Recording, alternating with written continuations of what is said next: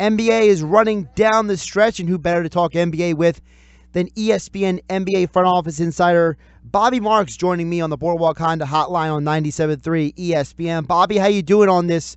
It's supposed to be the second day of spring, but it certainly doesn't feel like it. I'm doing good. Fortunately for me, I'm in sunny Florida. So I left my Northeast roots about 2 years ago, so I feel for you guys back up there. Well, listen, it wouldn't be so bad if it actually felt like spring. You know what I mean? So, well, it's coming. You just got to be patient, I guess. But you think when you get to the end of March that you'd have sunny skies and not worried about how much snow you're going to get. Speaking of patience, let's dive into some of these NBA stories, starting with Kyrie Irving. So, it looks like that Kyrie Irving, according to reports, may need pins taken out of his knee. He went and got that second opinion. So, do you think Kyrie Irving's going to be good to go in time for the playoffs? Because we keep being told that it's just a matter of time is going to help him recover and be ready. Well, I think he benefits. I think it depends on when he comes back. If they do rest him until the start of the playoffs, or bring him back the last week of the season just to try to get some of that rust off it.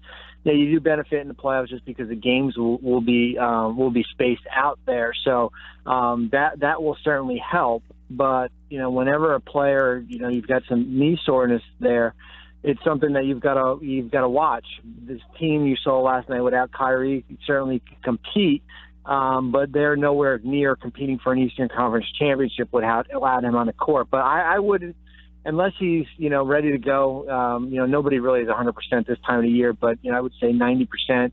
I'm not putting him out on the floor right now. The Celtics, I know a lot of people point to the Thunder and their collapse. We'll get to the Thunder in a little bit, but you have to be impressed with the way the Celtics played last night. Brad Stevens, if he's not considered, he has to be considered one of the best coaches in the league. I mean, the way that team played without Irving, without Marcus Smart, without Jaylen Brown, and with all of these role players, I mean, they just played a great brand of basketball last night. And to me, if Kyrie, maybe he's only 70%, and whether Marcus Smart does come back or not, and when Jaylen Brown is healthier after dealing with a concussion, if the rest of the team plays as well as they did last night in the playoffs, this team is borderline unstoppable. Well, you're right. I mean, and you've got a top flight coach. You've got a point guard in Terry Rozier who could probably start for a lot of teams. I think that's kind of what's gone under the radar a little bit as far as Rozier coming in and step in when Kyrie's out, or even when Kyrie's there. You can certainly play both those guys together. And then what Horford has done this year, kind of the almost that forgotten all-star. Last night was as a remarkable. I get the Oklahoma City. You make free throws down the stretch. We're not talking about it, but just to be in that game at that point. I mean, we've seen that throughout the course of this year, even including when you lost Hayward, at the first game of the year, and then you go on a winning streak like they did in November that transcended into December. When you've got principles from a defensive standpoint, it's a little bit easier to plug in guys there. Albeit some of these rookies here are on their first-year contract, but you can kind of hang your hat on that. And I think the big thing that for Boston is that, what happens when their defense slides a little bit. That's where they've tended to struggle here, because their offense isn't up to par just based on how many guys have been out. Brad Stevens is a former college coach. If you could just give some insight for the audience into, as a member of the front office, when you're talking to a coach, when the front office is looking at hiring a new head coach and the guy is from college, there's a lot of college coaches who have not been successful in the NBA, but there's a bunch who have. Larry Brown being a former college coach who was successful in the NBA versus a guy like John Calipari. So what is it about Brad Stevens for a front office that makes them say, possibly in an interview, this is our guy? Well, and I had Coach Calipari in New Jersey for those 2.5 years too, so I saw it firsthand why it didn't work. I think a lot of it has to do with how you relate to that locker room there. It's one thing to be a player's coach. It's another thing to kind of divide that locker room. And I think that's kind of what happened with Cal towards the end of his 2.5 years there. And I think with Brad, age aside, I think he can relate to these players, in Boston. I could say that for any of the other 29 teams. He can relate there. He has a system in place. He knows what he wants to do. He's strong with his principles. And you can kind of, as I said, you can plug in guys there. I think that's what you're looking at. You could say that for, I'm sure there's going to be a lot of coaching openings, and we're going to probably hear Jay Wright's name about that. And you could probably make the same argument that he could be the next guy that if you're going to succeed going from college to the pros, Jay might be the right guy just because he's got a system in place where he can kind of plug guys in. You can follow Bobby Marks on Twitter at BobbyMarks42, joining us on the Boardwalk Honda Hotline on 97.3 ESPN. Eastern Conference big picture. Celtics right now stand 5 games behind the Raptors. Is it fair to say that the Celtics are not going to catch the Raptors, and the Raptors are very soon going to lock up that number 1 seed? I do. I think in both conferences. I think Houston in the West and Toronto in the East. I think the road to the Eastern Conference final or the NBA Finals goes through Toronto, but you probably got to certainly got to factor in Cleveland there. I don't see, just based on some of these injuries in Boston, and they'll get a point in the season. Although we're 3 weeks away from the end of the season, that they'll probably rest some of these players here. So yeah, I think we're probably in a good comfort level with both teams in the East and the West. But after that, besides Golden State number 2 and Boston number 2. It's really up for play. It's more for seeding in the East. I think we know what the 8 teams are going to be, but from 3 to 8, you can make an argument. You can make an argument that Philly can possibly catch Cleveland at 3, or Philly could possibly even slide back to 6 or 7. Before we touch on the Cavs and the Sixers, I want to ask you a little more about Toronto, because they have the best home court record in the Eastern Conference this year at 29-6. And considering everything the Celtics going through with injuries, considering everything the Cavaliers have struggled with, just looking at the Eastern Conference, is this the year potentially for the Raptors to finally break through that glass ceiling and not just get to a conference finals, but maybe even get to the NBA Finals? Well, this is the best opportunity they've had in a long time, and probably since the 13-14 season that they made the playoffs with that group there. Based on you'll have home court advantage. Boston, with their injuries, they're not at full strength. The Cleveland team, we don't probably know quite what they are right now. The problem is, though, that the teams in the back end are strong. If you're playing Miami in a 1-8 series, that's a tough task. But this team is built. Toronto right now. I don't see their window closing, at least in the next couple of years. And it's hard. That's a hard place to play. We played there up in that 13-14 playoffs in the first round, and it's not an easy place to play. But on the flip side, they've certainly given away games in the playoffs, the game ones for sure. And it will be interesting what happens if they do drop a game 1, because how this team has played this year, you've relied on your bench pretty heavily here. Will that correlate when you get into the playoffs? They've done a great job managing Lowry and DeRozan's minutes and relied a little bit more on Podol and Wright and Lee. C.J. Miles coming off the bench, Norm Powell, Pascal Siakam, that group. It will be interesting what Dwayne Casey does when you get into the playoffs, if he does shorten the rotation, because their bench has been probably the best in the league. Jumping over to the Cavs now, I know James Harden gets a lot of the conversation for the MVP talk, but I could argue that LeBron is having one of the best seasons of his career outside of the triple-doubles. I mean, he literally has put so much effort and ability in this year. It's arguably his best shooting season of his career. It's just everything he has done. It's absolutely amazing, not just the season he's having, but the Cavs right now, in many ways, are 41-29. Well, you're right. I think we take LeBron for granted. I mean, we really do, because, and I think he's on pace to play in all 82 games, possibly too, which would be amazing, and to play at that high level. And without a LeBron James on that team, they are certainly probably a lottery team, as is. And he is, there's, you think you see a chink in the armor. And there isn't. I mean, he keeps on playing at a high level, and yeah, I mean, it's the MVP award is for Harden to lose. I don't see him, not winning that. But it's, if it wasn't for Harden, I certainly would think we would be talking about LeBron for MVP, even though that team has struggled this year.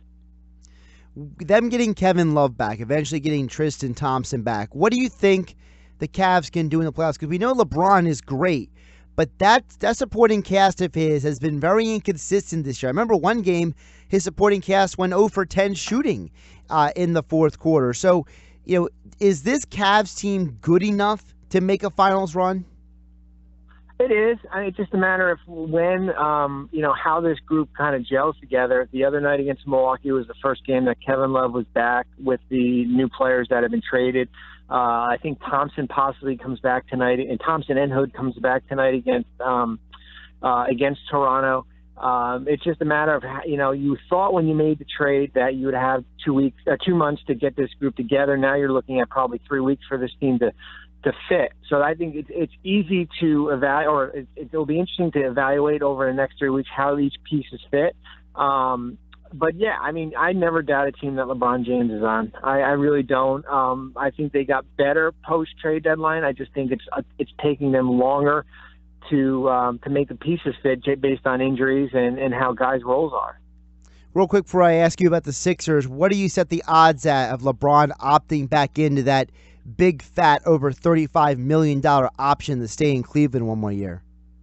Well, I think it's, he's got the option. If he did opt in, it would be more for trying to force a trade like Chris Paul did a year ago to try to find a new team, because the hard part for LeBron going into free agency this year, and you can make this for a lot of free agents, is that it's just not a big market for teams with cap space. Besides Cleveland retaining him because they've got bird rights and they can exceed the cap, you've got the Lakers. We've certainly talked about Philadelphia. Those are really the two teams that can sign him outright and really not gut their roster. And he can sign for a 4-year contract at that $35 million number. So that's the decision he's going to have to weigh, and I think the playoffs will certainly play a role into it. Sixers right now are 39 and 30 right now, heading down the stretch. They're right now the 6th seed, but listen, they're only a half game behind the Wizards. They're a game behind the Pacers. Sixers are in a nice position to not just make the playoffs, but be in a very good situation where they have a favorable matchup in the first round. What is your overall impression of the Sixers in terms of the Eastern Conference right now? Well, I went into the season with 2 goals for them. One, of course, was for Embiid to stay healthy, and 2 was to play meaningful games in March and April. I think we've probably exceeded both those expectations. It will be interesting just based on going into the playoffs. Besides some of the veterans, Redick, Bellinelli, Ilyasova, this group, has not been tested. This is a Saric, Embiid, Simmons. This is the playoffs are a different animal. The games, get a little bit slower. The intensity ratchets up, and I think that's going to be the interesting thing to see how these players perform. I think it's the moves that go under the radar that we haven't really talked much about is getting Bellinelli and Ilyasova when they were bought out of their contracts. I think that's a huge coup just to add 2 veterans. But I was part of that 01-02 New Jersey team that was young and was the number 1 seed going into the playoffs. We did have Jason Kidd at the time. And lost a game 1, but was able to regroup. So I know the age part will come into play a little bit, but I think it's important for them to get home court. I really do. I think to start on the road with a young team, I don't think that would set themselves up real well. Yeah, they're tied for the 5th most home wins in the Eastern Conference at 22. Bobby, I always feel like the Sixers, to me, it comes down to matchups in the playoffs, because teams like the Raptors, the Celtics, and the Cavs, I think the combination of their playoff experience and how well they can play would just overwhelm the Sixers. But I think if they played a team like the Pacers or the Wizards, I could definitely see them winning a first-round series, because I think matchup-wise, the Sixers have more favorable situations versus the Pacers and the Wizards. I agree. I totally agree. Indiana is almost the same boat as they were in the playoffs, a year ago. But this is a different team with Oladipo there. Washington, and I don't see them as the same team that got to an Eastern Conference semifinals last year. I don't see that just based on the wall having him been out and some of their younger players. Although Satoransky has stepped up. I think they've kind of taken a step back this year. So if you're going to play them in a 4-5, I would, if I'm a Sixer fan, I'm fine with that. I would be, of course, concerned if it's the 3-6 and it's Cleveland you're facing in the first round. That's probably the one team I don't want to play. A couple more questions for you about the Western Conference now. Bobby Marks joining us, ESPN NBA front office insider. You can follow him on Twitter at BobbyMarks42. Bobby, looking at the Western Conference, we know the Rockets are probably going to be the 1 seed. The Warriors are still the Warriors as long as they're healthy. After last night's game, I'm starting to look at the Thunder, and I'm having to wonder what is going on with them, because they're very good at home, 25-11 at home, but they're 18-19 on the road. It seems very imperative for them to get home court advantage in the first round, because if they don't, it could spell an early first-round exit, and I don't think that's a very good situation for a team that brings in Carmelo and brings in Paul George, especially a franchise that's trying to make a pitch to Paul George about staying in OKC. Well, you're right. I mean, I think getting to the second round will certainly do a lot for the future of Paul George. If they get bounced in the first round and they play a team like Portland, or even if they fall to 7 and have to go to Golden State in the first round, if I'm Paul George, I have to figure out what's the upside of this group. Is this where we are? Can we get much better? Because you're going to be limited to add in free agency. But last night was, I would say, as disappointing a loss that I've seen in a long time.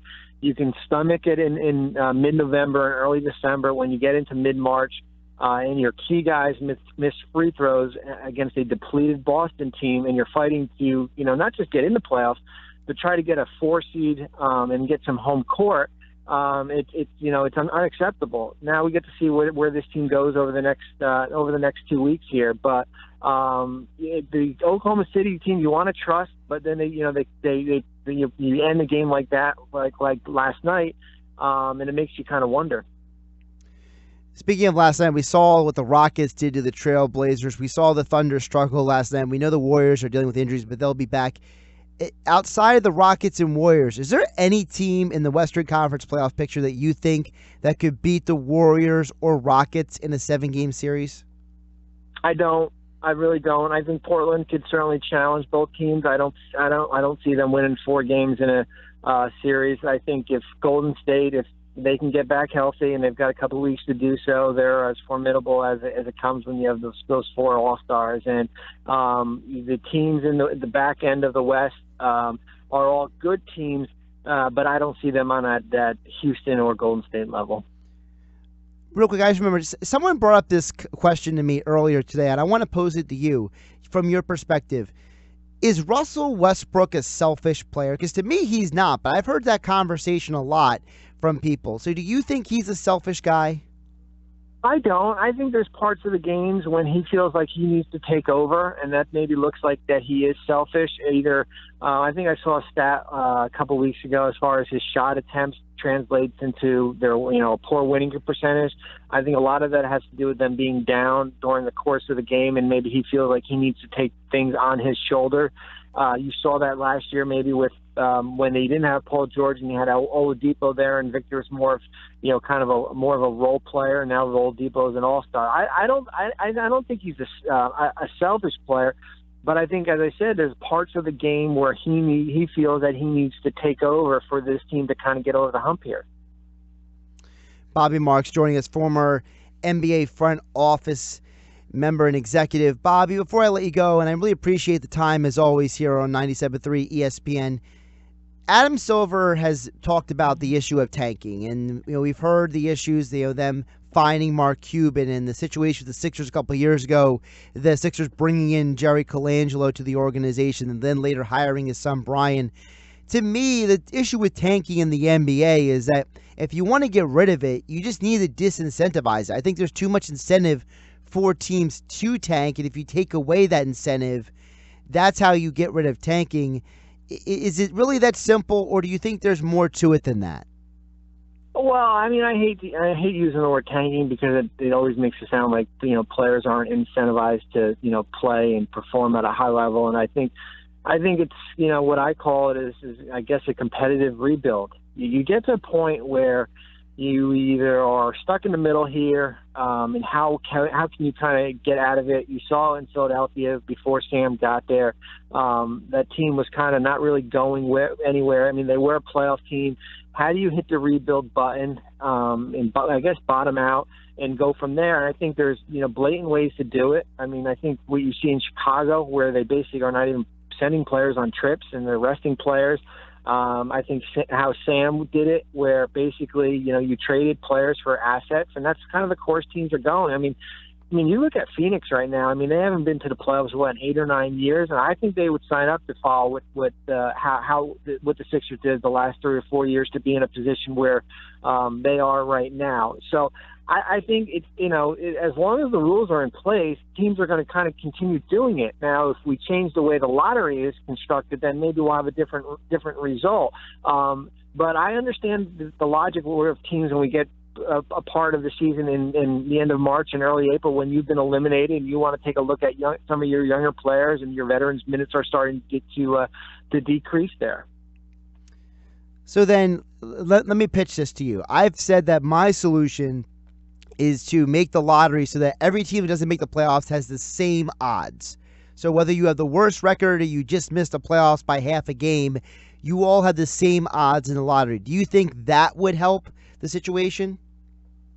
It could. I mean, the idea that Mike Zarian, assistant general manager of the Celtics, pitched a few years ago, when you put a wheel in place where you are basically, 1 year you have the first pick in the draft, no matter if you made the playoffs or not.